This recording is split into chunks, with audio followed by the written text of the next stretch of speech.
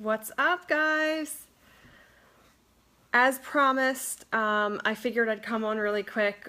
We just got home like 2 hours ago. My eyes are super dry. I can like barely keep them open because we've been traveling all day and up now for, I don't even know, maybe 24 hours.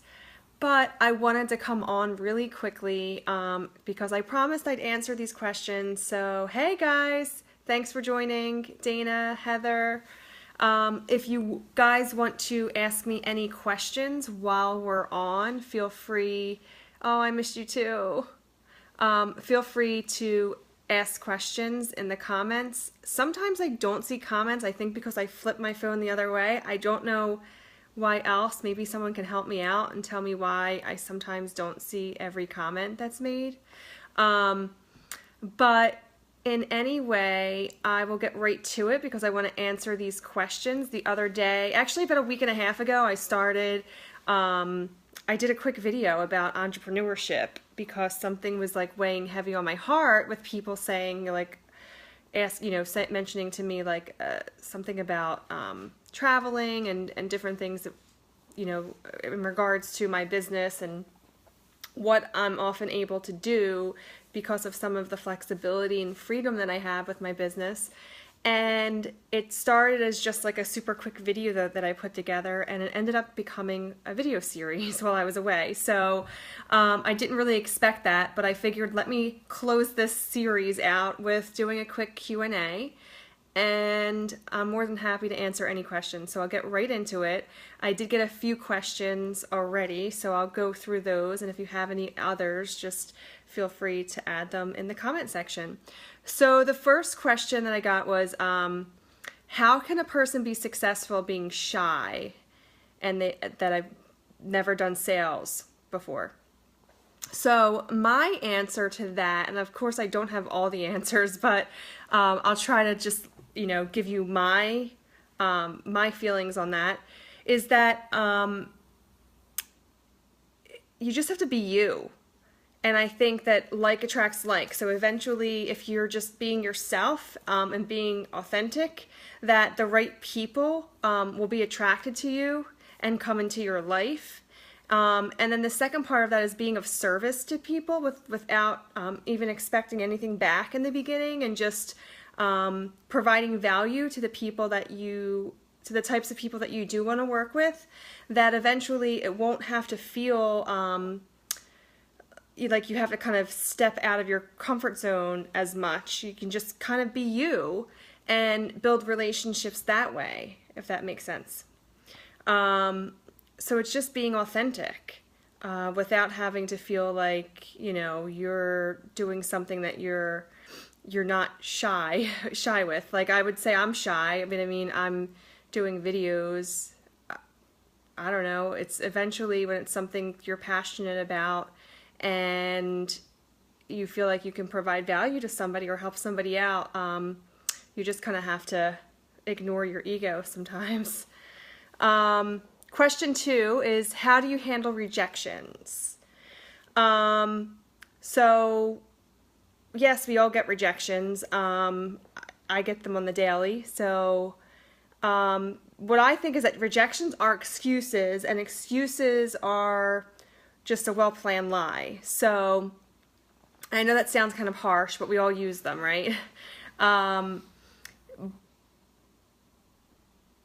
But the one thing I wanted to say is that I try to, work with only the people that are very much committed. I work with the willing. So people who are like 110% ready to work with me, and because I know if they're not 100% in and committed, that they're not going to get the results that they want, and then it looks bad upon me, like I couldn't help them. So I try to work only with people that are like, I'm really committed, like I'm really there, and they're ready to make a change in their lives in some way. So it takes a little bit of time to figure out, and then you have to do that through coaching sometimes, and trying to help people assess their goals to figure out, are they really ready right now? And then you'll be able to, it's not so much dealing with rejections, which I think the next question will answer this as well. I'll go right into it. How do you connect with others when they try to blow you off, maybe because of their own fears? Like, meaning people that do want to change, but they don't want to like sacrifice certain things. And I get that, all right? So I'll go into that because I think it has a lot to do with the other question.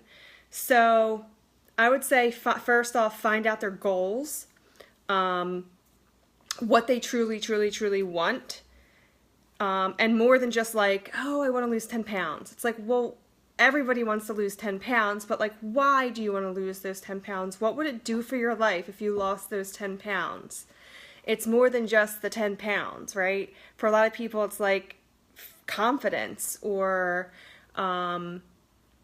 happiness. You know, it's like, it's not the weight loss. It's what that weight loss might do for somebody internally a lot of times. It's not really the external part of it at all.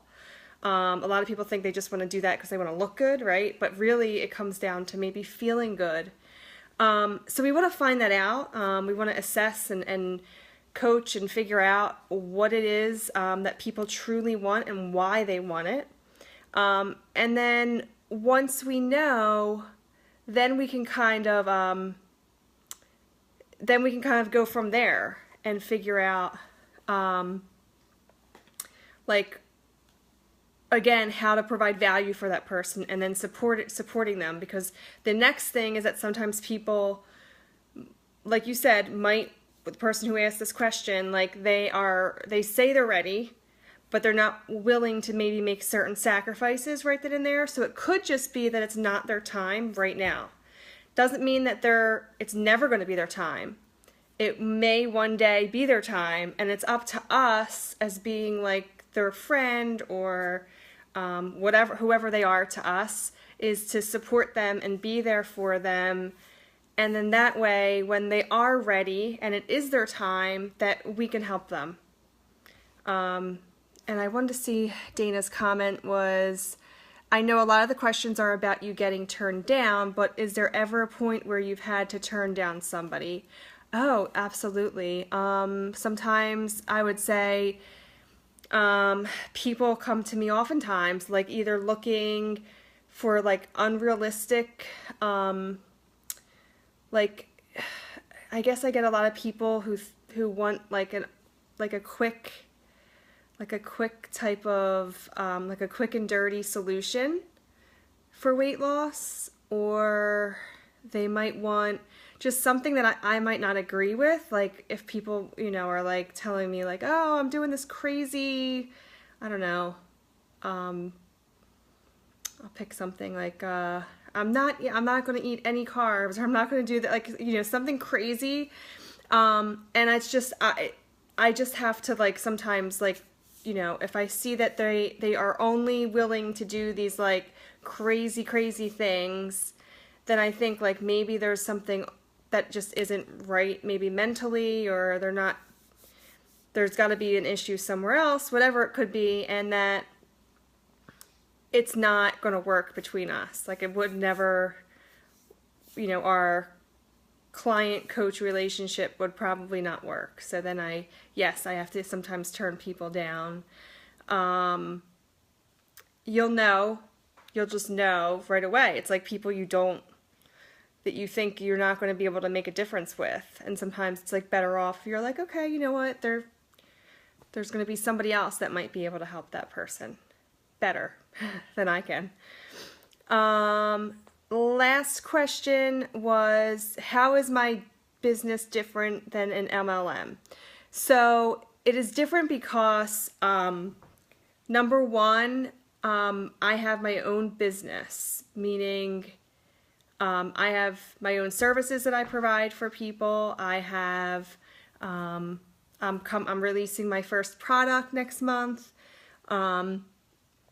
So I have my own business, and then within that business, I also am affiliated with Beachbody, because I'm a fan of, that's how I got a lot of my results initially, and I love their programs, and I love their programs to also I have certain clients that sometimes come to me and they need other solutions, so their programs fit directly into those solutions. So so I have my business.